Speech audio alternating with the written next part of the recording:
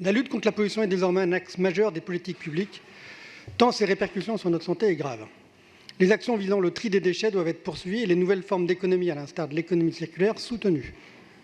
Une stratégie zéro déchet a été adoptée en juin 2014, et je salue d'ailleurs mon collègue Mao Péninou, qui n'y était pas pour rien, visant par exemple l'extension des consignes de tri dans la ville, imposées notamment par la loi de transition énergétique de 2015. Nous soutenons ces démarches car il faut pouvoir favoriser le rôle citoyen dans la protection de l'environnement. Si bien sûr l'action citoyenne et individuelle est primordiale, la poubelle des ménages ayant doublé en 50 ans pour atteindre près de 500 kg par habitant, l'action des industriels l'est également. À cet égard, notre groupe se félicite de l'engagement pris mardi dernier par 15 chaînes de restauration rapide de se mettre en conformité avec leurs obligations en matière de tri des déchets. Nombre d'entreprises, effectivement, ne respectaient pas leurs obligations, comme l'a montré une enquête menée l'année dernière par le ministère de la Transition énergétique. L'objectif est ambitieux. Les chaînes de restauration rapide devront, sur 3 ans, rendre 100% de leurs restaurants opérationnels en matière de tri. Évidemment, cela ne peut rester de vains engagements. C'est pourquoi un compte-rendu sera fait tous les 6 mois, ce dont nous nous félicitons. La culture du contrôle et de l'évaluation doit effectivement prôner.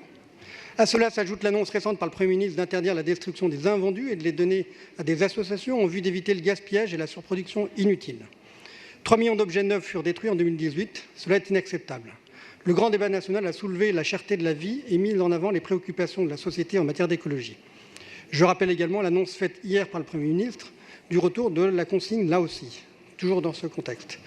Dans ce contexte, le rôle social de l'exemplarité des entreprises sont primordiaux, car c'est bien avec tous les acteurs publics et privés, associatifs et citoyens que nous pourrons avancer d'un grand pas. À Paris d'ailleurs, nombre d'initiatives citoyennes fleurissent dans nos arrondissements et j'en profite pour saluer la recyclerie ou encore la maison du zéro déchet, située dans le 18e arrondissement. Je sais également combien nombre de start-up de Paris & Co, et je m'en souviens bien, notamment inventent des solutions de demain aux côtés d'associations de l'économie sociale et solidaire. Et celles qui sont d'ailleurs hébergées au Canot sont particulièrement innovantes sur le sujet.